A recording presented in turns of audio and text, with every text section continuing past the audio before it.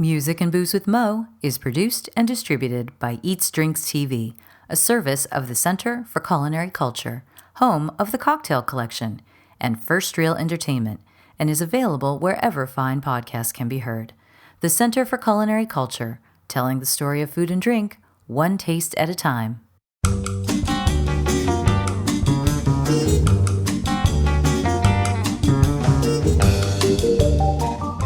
Welcome to Music and Booze with Mo. I'm Mo Herms, and I've worked in the music industry most of my life, so have met some pretty amazing musicians over the years. I also love a good cocktail, and I've encountered some really interesting bartenders as well. It seems that there's a lot of crossover, so when I can, I like to talk to musicians and bartenders about music and booze. Join us at the bar, won't you?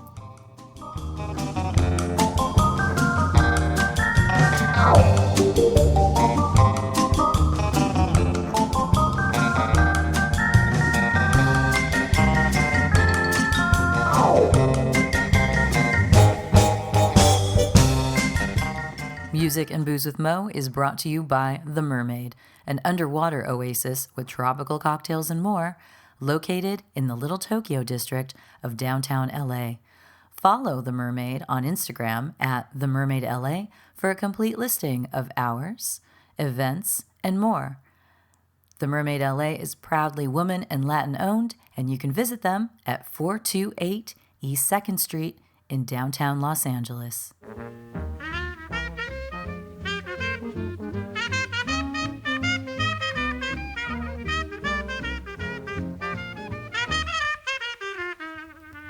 Today we are off to India, and I'm so thrilled to talk to Minakshi Singh. She is one of the co-owners of Cocktails and Dreams Speakeasy, aka Speaks, one of the first speakeasies in India and one of the world's best. Also Sidecar and The Brook, and if you head over to Nepal, she is a co-owner in The Old House. Also, she co-founded the India Bartender Show, which is India's premier cocktail and spirits and bartending convention. We're going to talk about all of that, how she got involved in it, how she got involved in bartending, especially considering that the laws did not allow for women to bartend in actual bars. But she found ways to do all of these amazing things, manifesting, following her passions, all of that business. And we're also going to talk about some classic rock because, that was kind of the vibe at the time. So enjoy this chat with Minakshi. Sure. So I am Minakshi Singh. I'm the co-founder of four bars. All these bars are in India and one is in Nepal.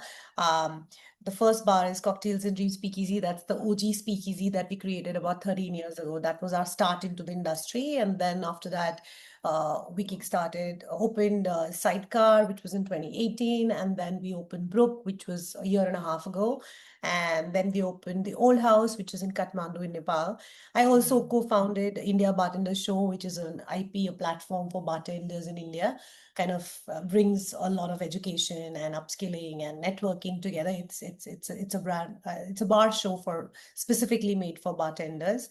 And yeah, it's been a fun ride. Been doing this, being on the entrepreneurial journey for now 13 years. Wow. When did you start bartending?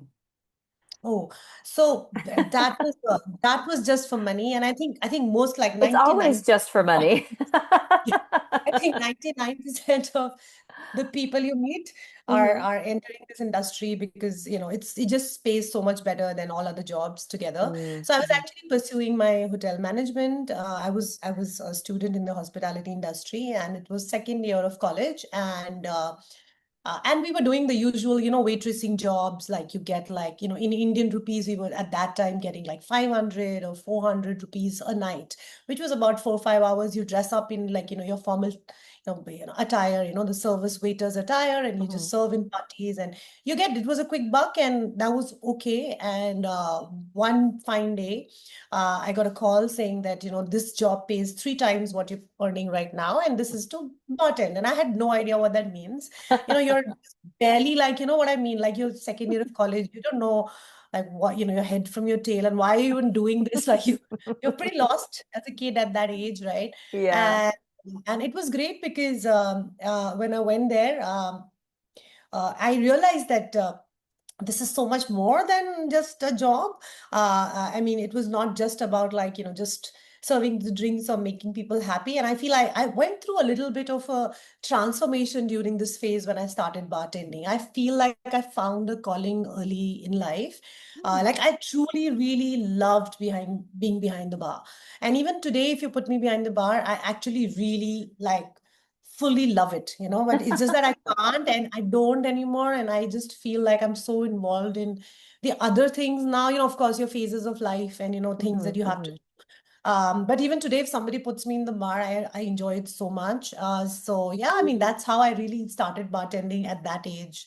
And Uh, what was it about it that you loved so much when you first got back there? Because I have so much respect for bartenders because I think it could be a very intimidating thing getting the drinks right, making that person in front of you comfortable, smiling, all of this, when they're like possibly judging how you're making their drink, all of that. I have no idea what the culture is like or was like when you first started bartending. So I'd love to hear a little bit about that.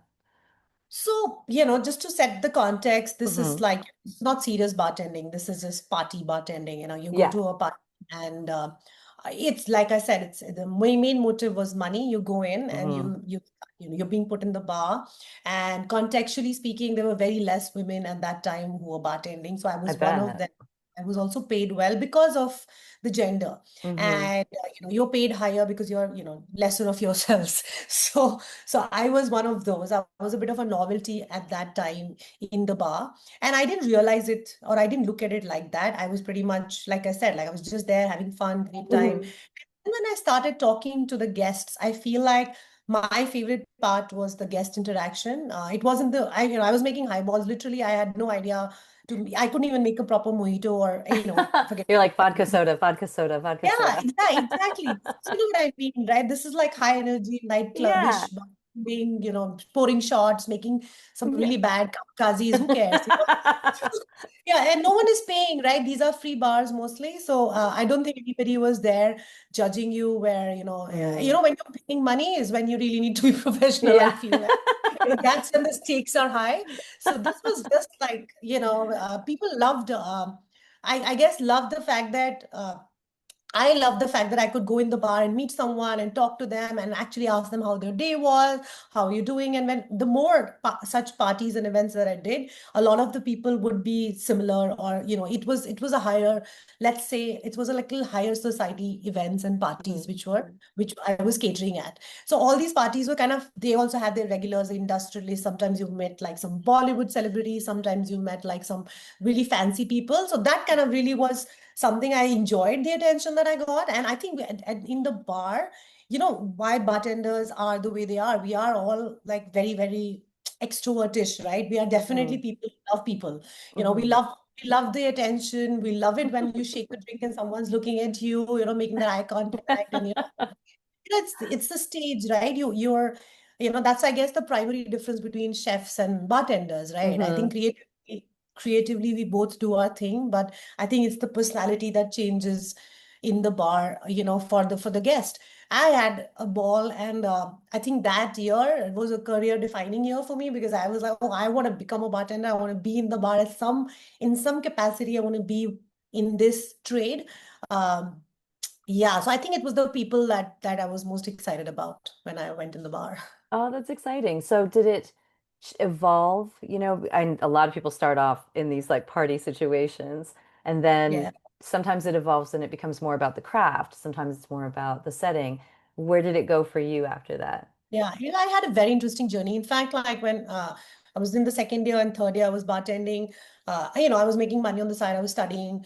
Uh, it was fabulous. That year was great. And then when I came out of college, I applied for a few jobs. And every job I would get, I heard that you can work in the front office, you can work in the kitchens, you can work in the housekeeping departments, various departments in hotels, in an F&B space Mhm. also if you like F&B, but you're not going to work in the bar. And I didn't know the reason behind that till I got to know about the fact that there was a rule at that time for women not to bartend.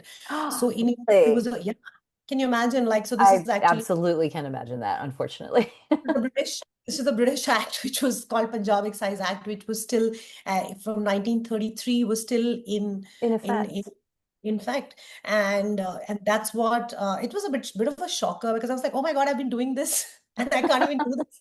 So, and I was kind of lost in that space where I didn't know then what else can I do. And I still kept doing some private events, private parties, some of the things. And at that time, uh, I was bartending actually with my current business partner, which what that means is that my business partner had just started off his private catering events in, a business, and he was hiring me. So I was actually one of his bartenders.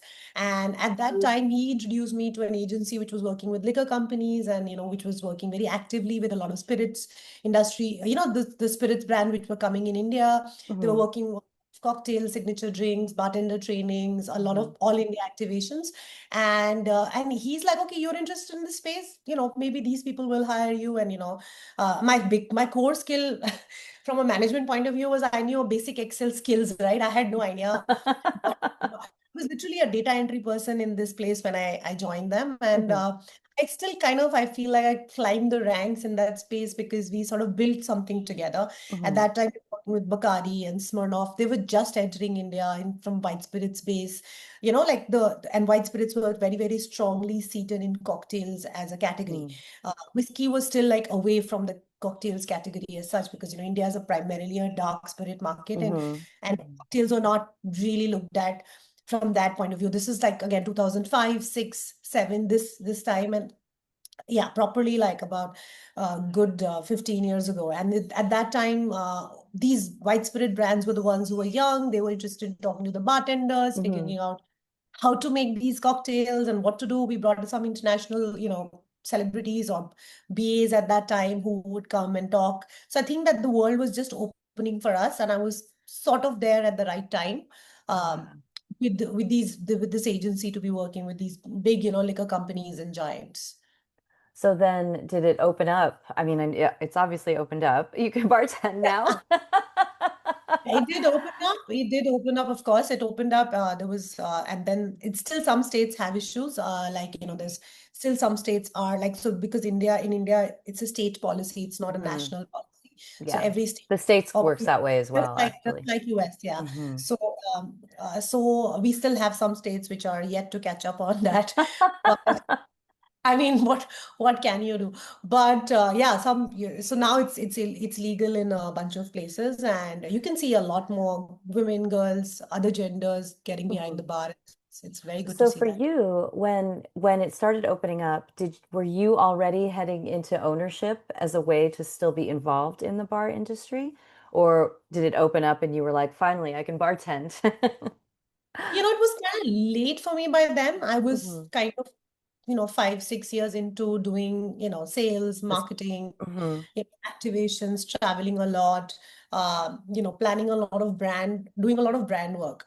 And I didn't really get an opportunity to go back to it, nor did I even explore, I would say, because I was pretty much like set in that way, and I really started enjoying that part of the job in the, like you were still involved in the bars, bar world, bartenders, cocktails, all of that, but you're sort of become more, let's say, bookish, and Hmm. you're going away from the practicality of it. And I was still involved, but yeah, not in that space. And then yeah, I was on the other journey where I started working with Diageo, then I moved to Puerto Rico. So I kind of took that other path, which I think led me to the ownership later. Yeah, well, I mean, just the fact that you found a way to stay involved in this industry despite being denied what you were really enjoying doing is very amazing. That I mean, that speaks a lot to Yeah. your ambition to stay in this world of the spirits Yeah. industry in some capacity. Yeah, I feel like that's what following your heart means, right? Like if you ask me, if somebody says, what is following your heart? Like, a lot of people will give you this advice, follow your heart. I'm like, what does it mean? It has to be like you have to start almost like heart and gut. You'll hear, like you listen to what is it that you really get true joy and happiness from. And I feel like that's what I was doing. I Mhm. don't think I was really planning to go against the tide, or I was trying to be Mhm. proving something to someone. That's never your agenda. You're just like, so fulfilled by what you do, and you don't really look at, yeah, repercussions, and later on you see maybe, you could have done this, or maybe you couldn't have done that. Yeah, in retrospect, things look different, but I think when you're going through that journey, uh, yeah, you're just following your passion and your heart, and what truly, you absolutely love to do. And then that took you to ownership. So how did that happen when you were already working with your business partner in this other capacity? So how did it come about that you opened your first spot? So, so my business partner was himself like a consultant, and I was doing my own. So I was on a different journey, and he's on a different Hmm. journey. So I was working in liquor companies.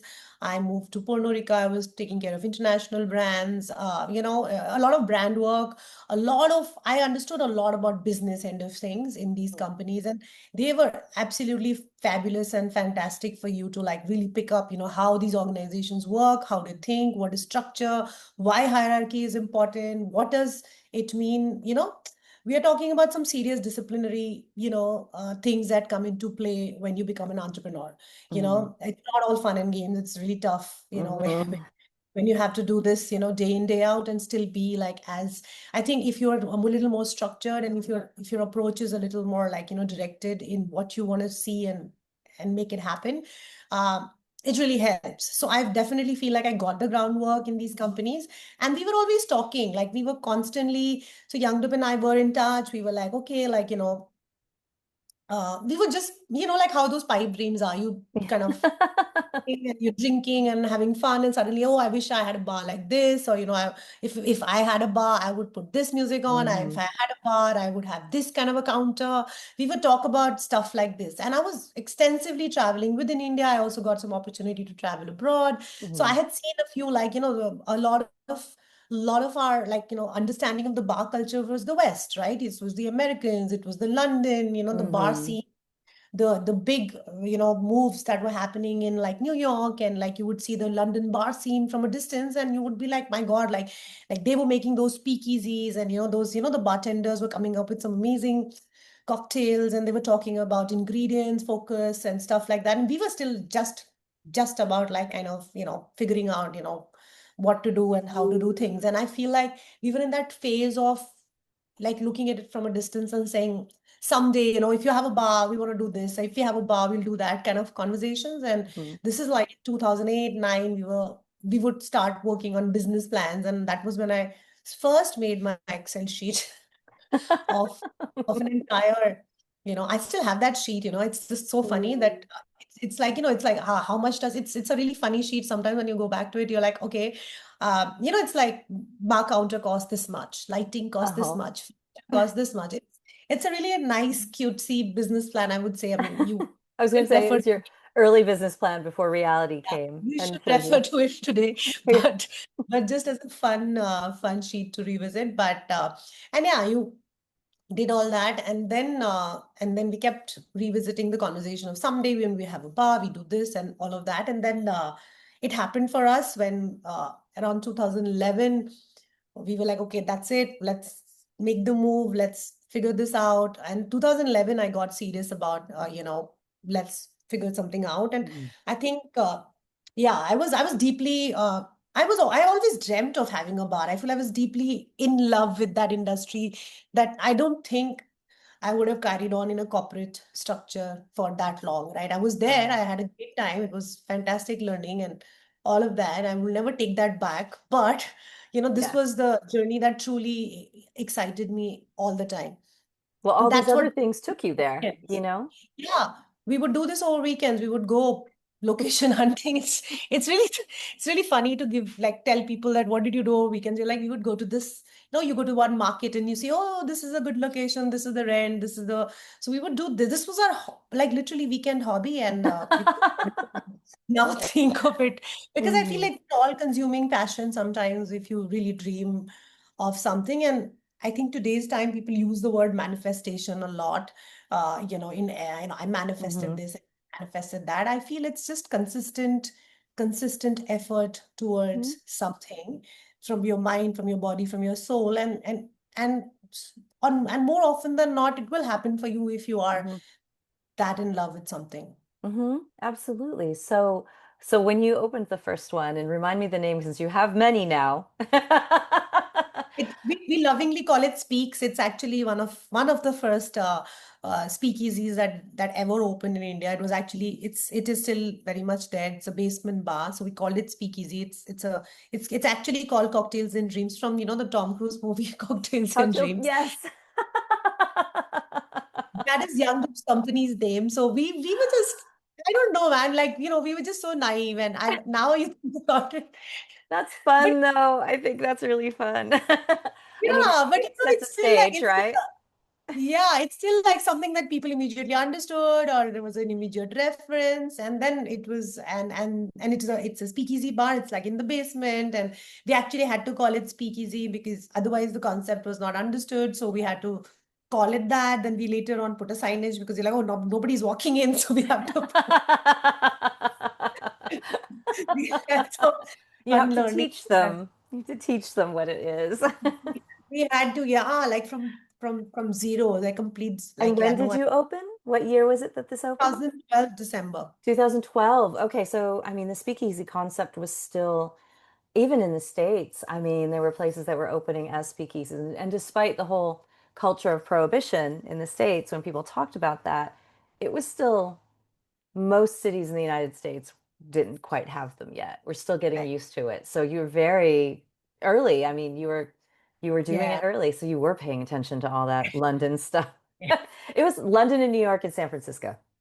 They were the ones that were doing it. Yeah. So for me, it's like, if they are doing it, they're cool. Like, so everything that, like, everything that Gaz Regan says is gold. And, Ugh. it's, how it's, I how that lived in whole, San Francisco then, and my brother had some friends in New York. So I remember going to New York and going to PDT, Please Don't Tell, when it was still kind of the one of the only yeah. ones like that. I never got to go to Milk and Honey, but San Francisco had that. And I remember, like you said, when I figured out, oh, this is Bourbon and Branch, and Yeah. went to where it was in a bad part of town, and I felt so cool. I'm not gonna It was, lie. I did feel cool. yeah. It was such a mystique and very, very, I don't know, unpretentious coolness about them. And Yeah.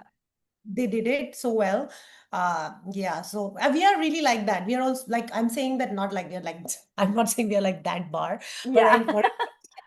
I'm saying that we are also But were trying to you like cool? get really common man, neighborhood, easy, Mm. and not be pretentious. Oh, And I okay. feel that has really paid us off Yeah. as a bar, as a concept, because we don't really, we don't really go into the craft of things. It's just about Mhm. having a good time, and Okay. people eventually catch up, right? People Mm. eventually, the ones who are coming for the cocktails are still going to be there for the cocktails, but you don't have to hum and haw constantly about how amazing your Yes. cocktails are. Let let people say it. You know what I mean? Yeah, totally. Well, I think you mentioned earlier that you and your business partner would discuss like, oh, what music would you play in this bar? And you did tell me that music was kind of an important part to all of your spaces. And there's a Beatles poster behind you. So Oh yeah, I didn't realize you that. do. You Abby, have Abbey Road behind you, which side two of Abbey Road is I'll, something that I I'll could I'll put put on my and own picture next time. I've done the tourist trap. I've done my walk. Oh, I've done walk. it too. I've done it too. I have a picture somewhere walking across that. Are you Everyone has even a to. millennial? Are you even I Uh, mean, are you even a human if you haven't done that in Abbey Road? yeah, Or exactly. If you've ever gone there, you kind of have to do it. She came in through the bathroom window, protected by a silver spoon. But now she sucks her thumb and wonders by the banks of her own lagoon. Didn't anybody tell her? Didn't anybody see? Sundays on the phone to Monday. Tuesdays on the phone to me. So we all what agree. what was the mood of the first speakeasy of cocktails and Oh, drinks?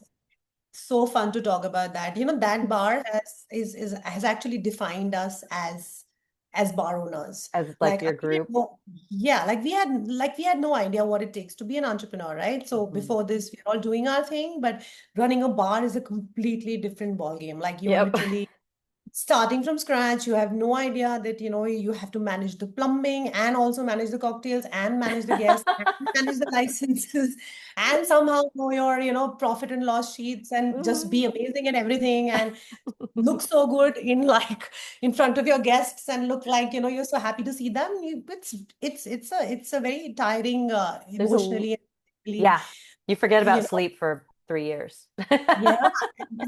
And we were those people who were ground up doing this. Like we were ourselves so young to put be bartending, I would be serving, we would be open the bar ourselves. I mean, maybe it's common in the West where, of course, owners work in their own bars. In India, we have a very, very strong, let's say, class system in that sense, right? So your Mhm. owners are usually the investors with the big money, and then they Mhm. would hire professionals like bartenders and hire Mhm. chefs. And So what managers and all of that. yeah, so what Mhm. happens a lot of times is that that's the common model in India for business owners. So Mhm. what you'll see is that like they're not you like in our guests are not used to owners serving them or owners clearing their plates or Yeah. asking them for their feedback. And I feel like that was a very refreshing change for a lot of our guests Oh, and that's because they awesome. got to know us. Yeah, like they got to know us from a personal space point Yeah. of view and this The sun and is coming to get you. Well, I mean, the part of having a bar is community, right?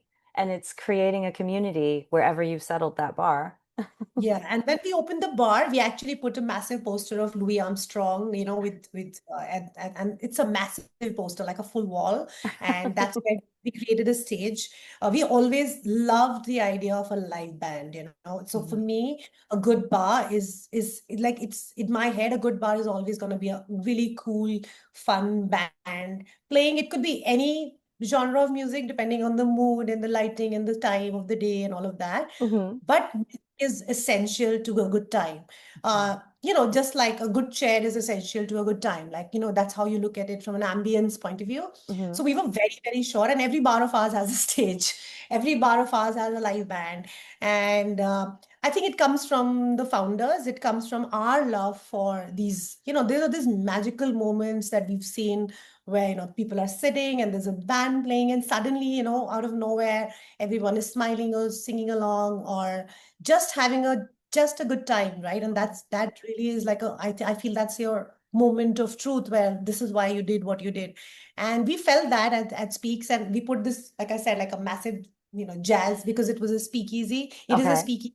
We were like, okay, let's take a little hint from the jazz era. So we were kind of like, it's all a lot of it's surrounded by posters of prohibition. We have Scarface, and we have we have Al Capone, like we actually have an Al Capone, saying, and like a few things like, bathtub gin. So a little bit hints Mm. of what speakeasy time was about. So there's a, huge poster of Daily Mirror, Prohibition ends at last, kind of Mhm.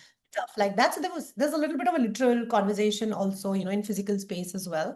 So in the band space, we created and we put this massive poster, and then we realized very soon into setting up the bar was that we don't have that many jazz bands. Like we were like, I was about to ask, what kind does so each space have a different kind of music, or is it whatever works? so we were a bit like I don't know, we were very naive in that space in that time, I would say, and we kind of, oh, we are gonna have jazz music and we're gonna play only jazz, and we were very committed to jazz because it was a whole, the time and the theme that we picked up. Yeah, Uh, yeah. and then we realized very soon that while our playlist was classic, mostly classic jazz, we had your, Louis Armstrong, Doris Day, Miles Davis, this category of music playing. Mhm. But we also soon realized that, okay, we also need other genres of music to like really, get more, like we need more like people joining into the music scene, right? And Mhm. jazz became very niche, extremely niche for us because it wasn't something which is not, it's not a, it's not a rock pop Yeah, space where yeah. people join in. So jazz brought a certain category of people, and it is usually, the intellectual, if you want Yeah, me to put yeah. it mildly. So most of the people would be, a little bit of a, like a chip on your shoulder and like, that I think the Yes. mood that jazz brought along, Yes, it did. It's a little So bit, it can be a little snobby sometimes. yeah, so and I feel India definitely, responded to that in that sense. We did have that set of people coming in, and very soon we realized that we need more music. We need more, like we need to open it up a bit. So we crossed a little bit and went to blues as well. So we actually had Mm, blues and jazz both in terms of the playlists and the bands that we started playing. And then we realized that we sort of moved on to a few of these very, very tight-knit bands and live bands, which were very underground. And it was very interesting that they were coming up. There were a few of them which were really, really amazing. And they kind of brought more of their kind of people, right? hmm Who were either learning or either teaching or in that space, which is a music space. We actually tied up with a few, music schools as well. So a lot of their own like professors and teachers would come and play, on Saturdays. Every Saturday we had a band, and it was hectic for us because imagine programming every Saturday a new band was like damn stressful for us. For me, my job. So managing, like equipment and talking to them hmm about, the mics they need and the amps they need. And while we had a, basic PA system set up, hmm the musicians have a certain amount of, requirement, and they come with that ego as well. So, it's about managing that whole space well. But majority of it was really fun, and we did bring in a lot of bands across years. And then we opened it up a little by little, and then we kind of became a little more, I'll say, mainstream, because we did make some space for classic rock. We opened it hmm up to some open jam sessions. Open jam sessions were a lot of fun. Like we had sessions where on Monday nights where you could come and join in as a Oh. band. And if you're somebody who likes to sing, or I don't have a band, but I just like to sing, and I can fully go on that night and just join in and sign up. And it was so fun because you would meet a community that this entire community loves music, right? And you can really go crazy on your playlist. There is no like I have heard all sorts of stuff. And good, bad, ugly, and I feel good, bad, ugly is fun of the energy that the bar brings. Like sometimes it's really bad, but it's still like, But it's still you know, fun. yeah, but it's Monday, you're not really like, playing with your guests' emotions that badly. So you're My like, bar has karaoke 2 nights a week, so I understand.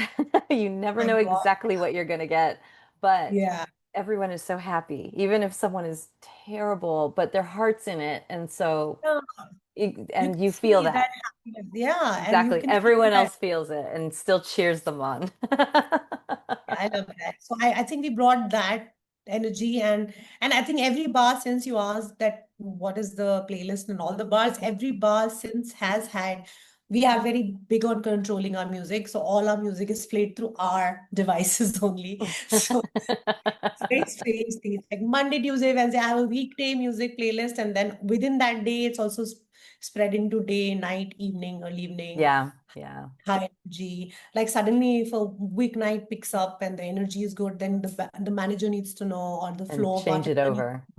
yeah. So let's it's very chatty right now. Let's bring up. So I Hmm feel music and general ambient sounds are extremely key to making you feel, comfortable in the kind of hmm vibe you're trying to, achieve. Yeah. So does each bar have kind of its own identity, or have you just gone with like, this is what makes people happy, let's just do this in regards to the music space? Yeah, so I feel like our DNA is the same in all the bars. Yeah, Like DNA is like, they're it all bartender works. bars, they are all neighborhood bars, they all are bars which are known for, happy, chatty, uh, you know, uh, the vibe is very happy and chatty, and everybody is Yeah. welcome, very inclusive. Uh, but names are different, and conceptually we have changed a little bit every time we've opened a bar. So they're all neighborhood bars in their own neighborhoods. They're all in Oh. different locations, and like we bring our neighbors, and those neighbors actually bring that love and that community and that sense of, that they all have a WhatsApp group without us, which is really weird. Like, Well, tell me I about don't know. the one that you opened in Nepal. I know Nepal is a neighbor, Yeah. but what That was, made you two yeah. decide to go out of the country a little bit and try in Yeah, we another? got an opportunity to Mhm. move into Nepal through, like we had some partnership they approached us, and it sounds like, it's a market which is really up and coming. And I was again, wondering, yeah. yeah, and it has had a very amazing history with really cool musicians, extremely good, even jazz bands, very good rock bands, and they've had a very huge contribution, let's say, to the music scenario, and as a community, they are massively musical and artistic and all of that. And it's fantastic to experience that firsthand, because we do of course do live bands there as well, and a lot of our community that comes there is this community which likes to follow, good Of music, musicians and yeah, yeah. and musicians, and just do it like, and again, these are all neighborhood fun bars, like I said, but all of them, are a lot about making people feel welcome with, Mhm. or making people feel inclusive. That's amazing. So speaking of all of that, you also mentioned it's the India Bartender Show. Is this what your organization for training and all of this? So what made you start that up? Oh, wow, this was coming like for years for us, like when I was like, there is Tales of the Cocktail. Yes.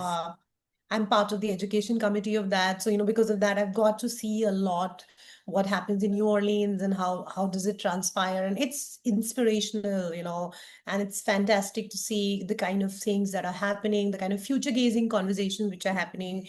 They're really defining the future of our industry in a big way.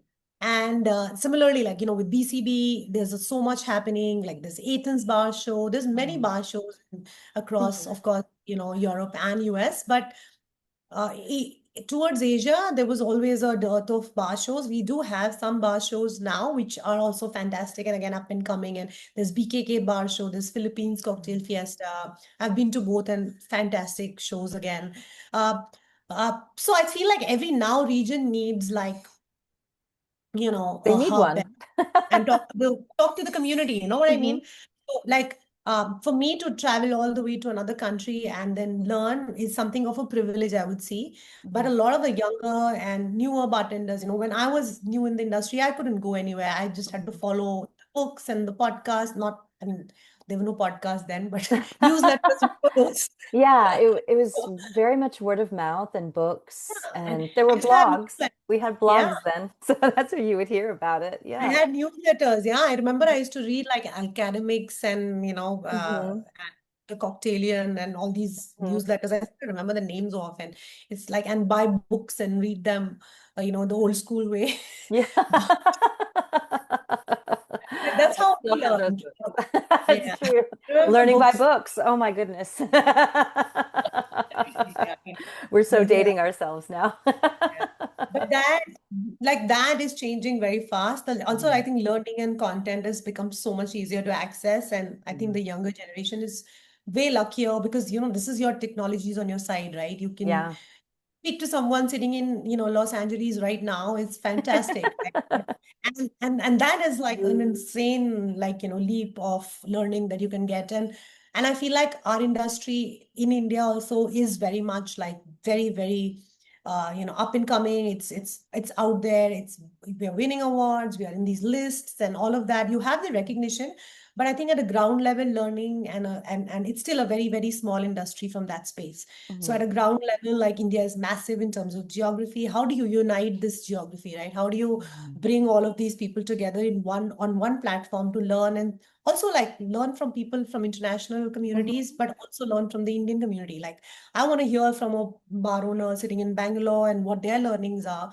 Mhm. And I can tell you my learnings, right? So it's a very open, collaborative space. And I have realized like the kind of response we've got over 2 years is that this is something which is only going to grow bigger and bigger. Mhm. Mhm.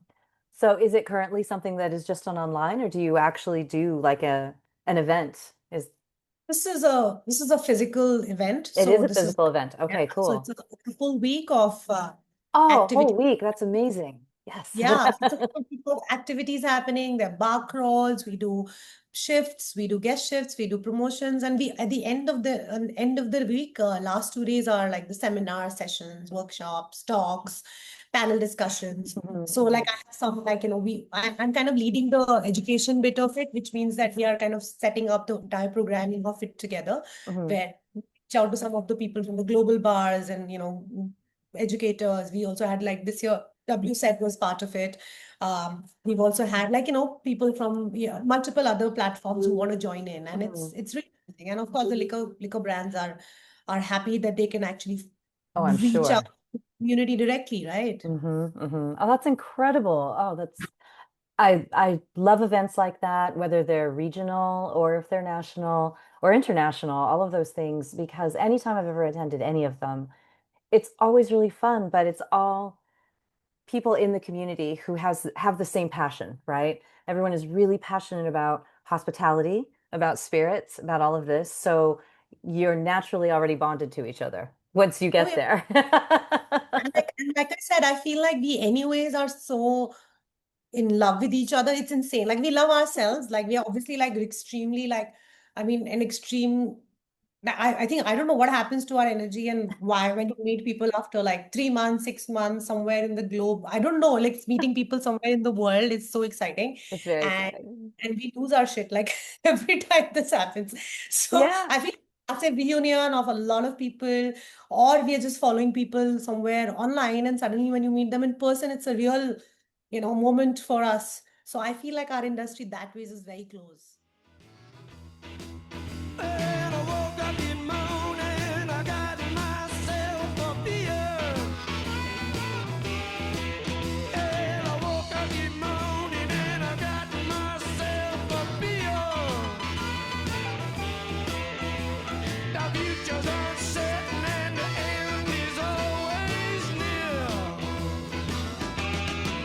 Let it roll, baby, roll. It's a hard industry to be in because you work really hard, but it's almost but it's still a really joyous one, I think, for the most Yeah. part. Until you get burnt out. And then people then you have to find another place where you feel Yeah, comfortable. I feel like you're very lucky that you're actually spreading happiness. Like, and I feel like only Mhm. happy people can spread happiness. So I Yeah. feel like, I mean, doctors have their role in the world and lawyers have their role in the world. Like we have our role in the world. Like, It's true. No, it's true. yeah, I think people yeah, who are like, in people in hospitality, my sister has been in hospitality since she was a teenager, and wow, she does not want to leave. She's been in it for decades. She's never wanted to do anything else. And she has a really nice life for herself. It's not, she lives in a little beach town in San Diego, down in Southern California. And she made enough to buy herself a little place to live. It's not fancy, but it's hers, and she can walk to the beach, and she only works a couple days a week, and it's very I love comfortable. that. It's small and it's comfortable, and she does it with hospitality. And since she's been in the same town for so long, she knows everyone and everyone knows her. And that's the dream, I would say. Like Mhm, that's really the dream. A lot of people like have asked us like lots of times that you have had such successes by now. You should have created 10 bars and whatever and this and that. And I'm like, no, I mean, we've been following our own pace. We mhm, opened the first bar, and then the next bar we opened was 6 years later, and mhm. the next bar that we opened was 6 years after that. So literally, it- 6 years is a long time to wait to expand to the next bar. But I feel like what's the pressure in between? I had a child, I got married, Mhm, I'm house. I've also been achieving my personal goals as we've gone, right? Maybe mhm. that's like work is not my only, Yeah. thing, right? This is not the Mhm. only thing I do. I also like to, read, and I also like to do other things. I also like to have fun with my dog or my child. Right? You have to, I mean, so there's different mentalities for that too. Some people start owning bars and then that's all they want to do. Boom, boom, boom. They want to have an empire. And my partners, I have two partners, we have one and we're happy with that. We've looked into maybe another one, but we've Yeah. had ours for 8 years so far, and it hasn't happened. If it Yeah. does, it does. Yeah. That's But such a good thing. And I also feel like you should really listen to your own yeah. pace and not feel, the FOMO or, this Mhm. pressure It's because about some, for us, it's being honest of where we are right now. A couple yeah. years ago, maybe right now we don't need to do it. We have more time, you know. Oh, We yeah. Yeah. I like that. And that's so me, like, as well. Like, I think the everything has happened at its own time. And, Mhm. And there's never been like a timeline to say, okay, now next year I'm gonna have 5 bars and two things and five, like no way. Like I'm chilling. Yeah, well, you're very actively chilling with 4 bars and an event under your belt, as we would say. That's a lot. That's a lot to have. I'm also like, yeah, but I also have business partners, and Yes, we that's also true. have a absolutely fantastic team, and I feel like that is an integral part of growth. Yeah.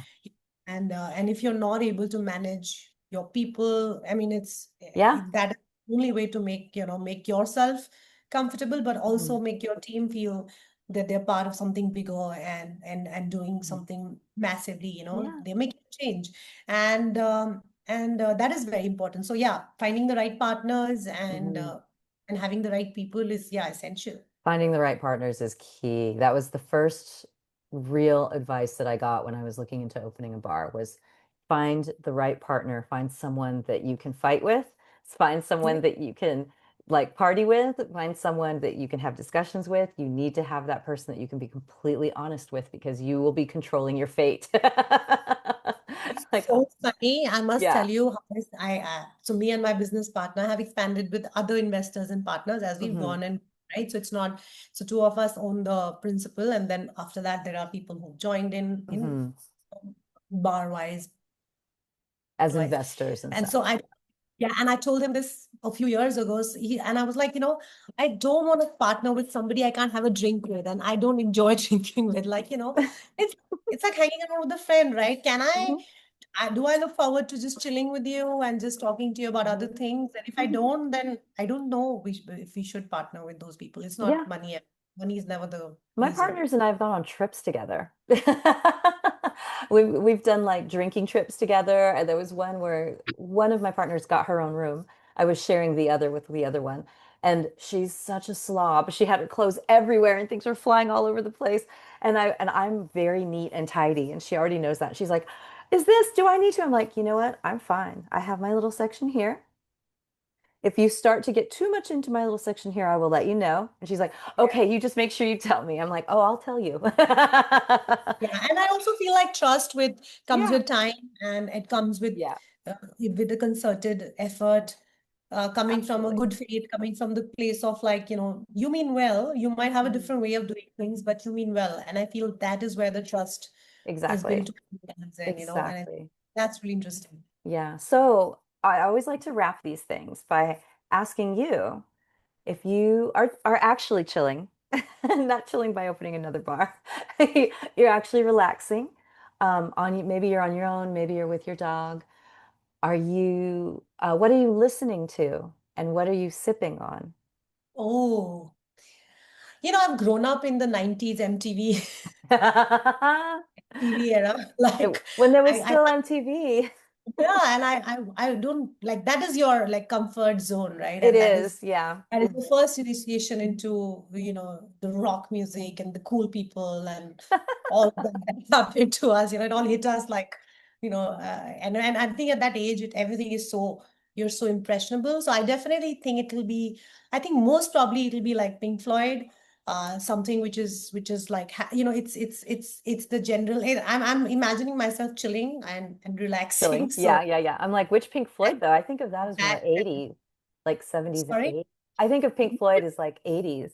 Yeah, but like for us, like a lot of the MTV era, like music came up during the time when they were playing a lot of the classic Classic numbers. And rock. yeah, like, oh, it was all about the classic rock. So uh, it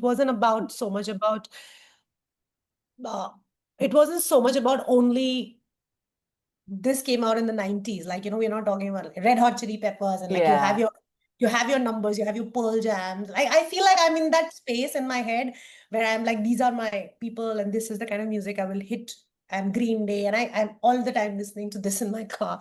But when I'm chilling, yeah, but when you're chilling and you're in that space, I feel Yeah. like something Pink Floydish, that's what Yeah. I'm thinking, comfortably numb when that That's a good space. chill. Yeah. Nice, with a nice malt, a nice single malt, or even Ooh. like a nice blend.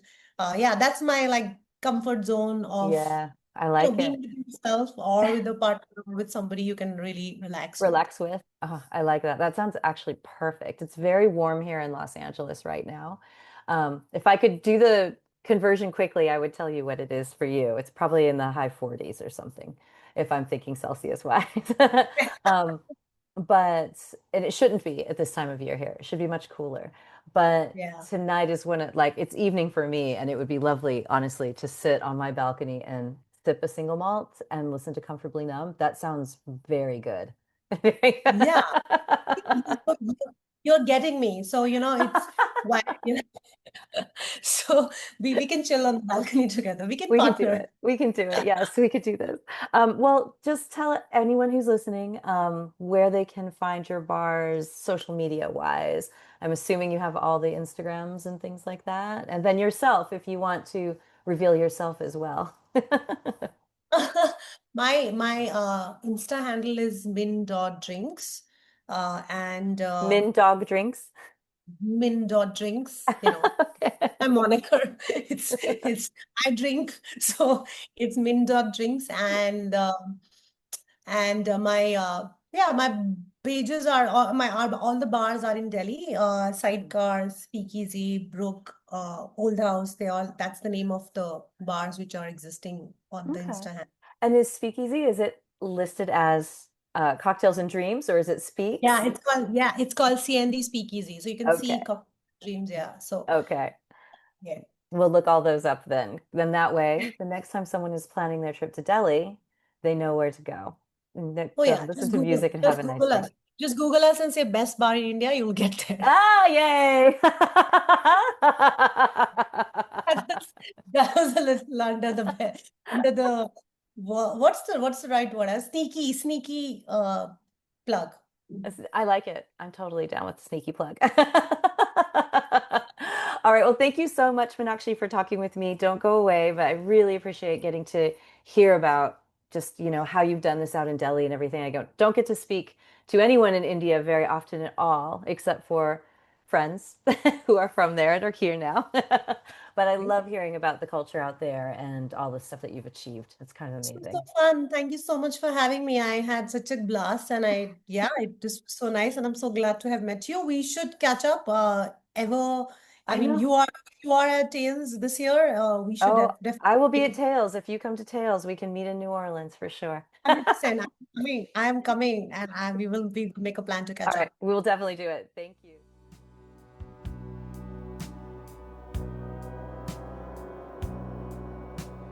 Hello, is there anybody in there? Just nod if you can hear me. Is there anyone home?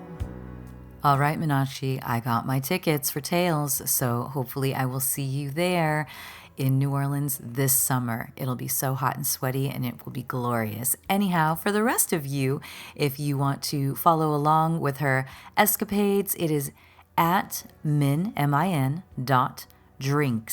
on Instagram. And there she lists all of her other endeavors, the Cocktails and Dreams Speakeasy. It's at C&D Speakeasy, at Sidecar India, at the Brook India, at India Bartender Show, at the Old House _Nepal. Just go to min.drinks and you can follow along with all of those things and plan your trip to India today. That really is something that I want to do. I am looking for a beach vacation. Maybe I could go to Goa. That's supposed to be a really nice beach. Anyhow, I am very happy to also report that Minakshi gave us a classic rock playlist, and you can find that over on the Music and Booze with Mo Spotify page. So go listen, rock out, have some of that whiskey, and enjoy.